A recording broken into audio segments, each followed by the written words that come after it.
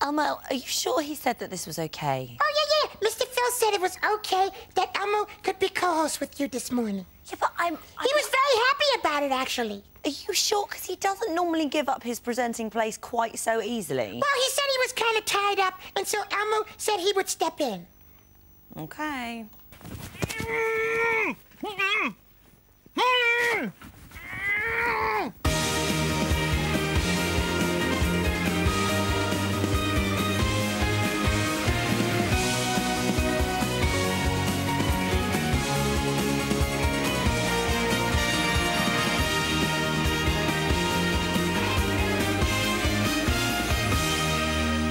Later. You can come back later.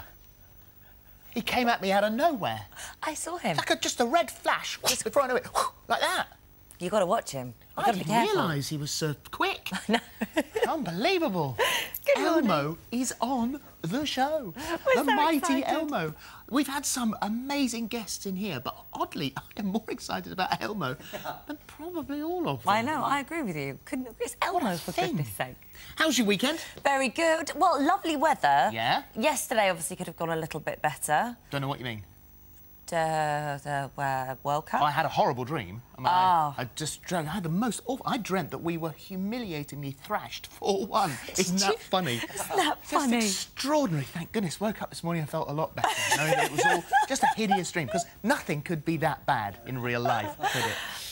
So how did you spend your day then? Where were you? Yesterday, what were you doing? Yeah. I was at my friend Lisa's house. Were you? And... Were you? Yeah. How was that spent then? What were you doing in there? She's got a hot tub, so Has she? we sat in the hot tub. How long did you sit in the hot tub for? 8 hours. 8 hours straight. I wouldn't recommend it though. And are there any repercussions? Yes, I've got a really sore bottom.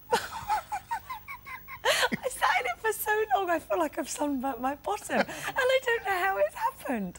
But I can't really sit down that well. She's got it too.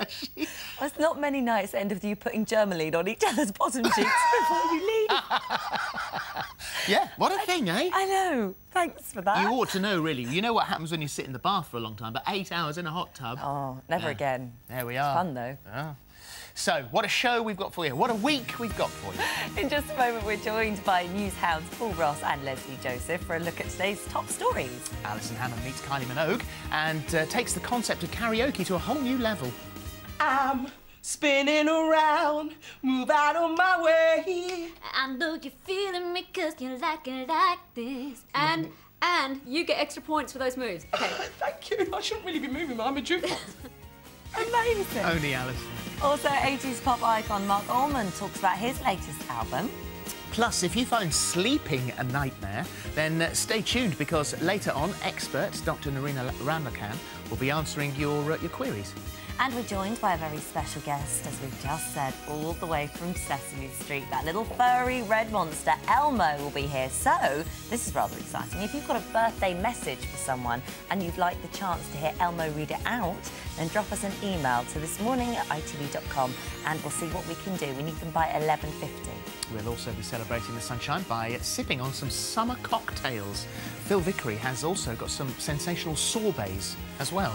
Plus, we meet the woman whose morning sickness was so severe she made her husband have a vasectomy. So, with all of that, plus your chance to win £25,000, here is your Monday morning lineup.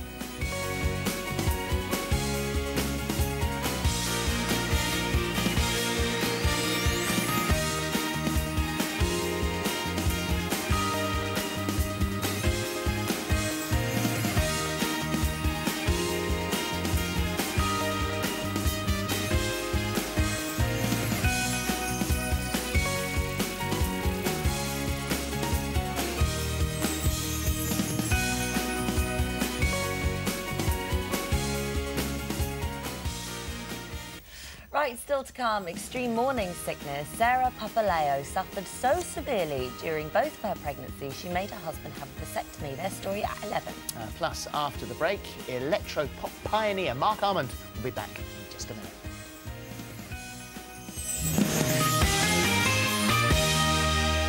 Very very best of luck. Now, you may have read in the papers last week the story of Cheryl Harrison, who suffered such extreme morning sickness that she made the heartbreaking decision to terminate her pregnancy. Around 600,000 women a year suffer with morning sickness. That's 70% of all pregnancies.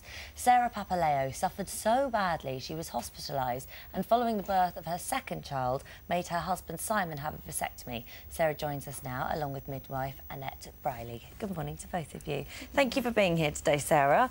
So the morning sickness that you had is extreme. I mean, this isn't the 70% that I've just said. This is an extreme. It's sort of, I think it works out about 1 in 100 people who suffer with morning sickness. And you're going to have to help me with the name, Annette. What is it? Hyperemesis Gravidarum. Okay, right. Sounds like this a Harry Potter spell, doesn't it? But there's nothing magic about it. No, it's definitely not. Well, you first fell pregnant in March of 2006, and this wasn't a planned pregnancy, was it? No, that's right, no. I'd been with my now husband for 3 years or so, so it was fine, but no, it wasn't planned at the time. It wasn't planned. And it was the signs of sickness that let you know you were pregnant in the first place. Yeah, that's right. I mean, before it even showed on a pregnancy test, I had, you know, really horrendous nausea. And I thought, you know, I don't know what's going on here, and, you know, wondered if maybe I was pregnant, and then, you know, got the pregnancy test back to say that I was. So that was, you know, before it even showed. So when you were having morning sickness originally, I mean, were you struggling to eat? What were you sort of... Yeah, I mean, the nausea to begin with was that bad. It made it difficult to eat and drink originally, even before the sickness sort of kicked in. But then once, you know, the sickness kicked in, just nothing would stay down at all. I was sipping water and, you know, it was just coming straight back up, really, so... So how many times a day were you being sick?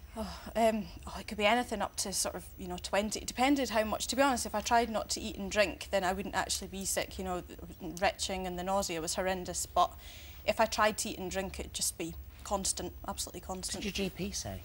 I went to the GP, and at first they were just like, oh, you know, beginning of a pregnancy, you do get morning sickness. You know, at the moment, just leave it, see how it goes, just eat little and often. The usual remedies, you know, everyone tells you to try ginger and that sort of thing. But as the weeks went by, I thought, you know, this isn't normal. It was sort of it, kept going. on average, most people sort of, the morning sickness tails off about 12 weeks? Yeah, they say about 12 weeks. With this condition, the key thing, Sarah, is actually classic, is it starts early. Right. And it's very common, obviously, with multiple pregnancies and with placental problems. It's called a hydatidiform mole, something else to get your tongue around, where the placenta actually is overpopulates and eventually the pregnancy ends. So obviously they would want to rule that out. And then it tends to get better around 16 weeks, 20 weeks, 22 weeks. But for some women, actually, it doesn't end until they deliver. And well, you were sick during your 20-week scan, weren't you? I was, yeah. I had to get up and go off and be sick. I think lying down didn't help, but yeah, I mean, they ask you to fill your bladder before scans anyway, and that's you know, near on impossible for somebody with this condition, because you can't keep it down. So the moment your daughter Avia, Ava, yeah. arrived in 2006, Yeah. you'd lost 3 stone, and minutes after she appeared, you felt 100% normal. Yeah, just completely What a normal. relief that must have been. It really was. It was. I mean, it just adds to the euphoria of having a baby. So you know. deciding to have another baby, that must have been between you and your partner. There's some really serious thinking. Yeah, my husband and I had to choose a time that was, you know, going to be sensible all round. My parents live next door to me now, which they didn't the first time around. So we had the support network there to look after Ava as well. My husband's now self-employed, which meant, you know, he was a little bit more flexible with his work, things like that. You know, we could sort it out between us with childcare and things. And were you, I mean, because it doesn't guarantee that you will have morning sickness with the second one, because you can have it with the first one, it's not guaranteed. So I guess you're sort of living in hope as well that actually maybe... I did kind of think, well, maybe it won't come back the second time. Yeah, and you know, they say sometimes as well, I don't know whether it's medically proven, but, you know, it's supposed to be worse having a wee girl. Right. If you're pregnant with a female. But I actually had it worse with my boy. I had a boy the second time. When did it start? Because you said that when you took the pregnancy test the first time, and you had a strange taste in your mouth. That's right. And then it started again, the second pregnancy, with the same strange taste in your mouth, and you thought, oh God, here we go again. Yeah. And it was worse. I mean, this put you in hospital. It did. Yeah. I was in twice. The first time for 3 nights, and I came out. It was my daughter's birthday. I came out, so I was just desperate to get home for her birthday. But with hindsight, it was a bit silly because I just ended back up in hospital a couple of days later for a further 3 nights. So, and so that spoils the whole experience of having a baby. You say yourself, you thought, you know, I wish I wasn't pregnant. Yeah, absolutely. It's horrible. If somebody could have handed me a baby at 40 weeks, it would have been the best thing. You know, I hated being pregnant. It was just, you know, just horrendous. There was no nice part at all for me. You know, obviously feeling your baby kick and everything's fantastic, but when you've just got this extreme nausea all the time and, you know, constant throwing up, there's no pleasure. Well, you had a test taken and you were actually suffering from starvation and dehydration. That's right, yeah. You know, I was lucky I had the 3 stone to lose throughout my pregnancy. You know, I wasn't, you know, stick thin to begin with.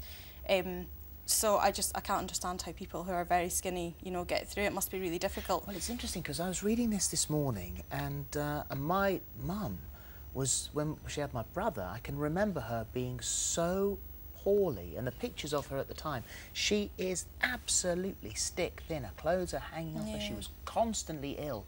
And I'm reading this morning, I thought, oh my God, she had this. This is what she had. But there's nothing that really can be done about it.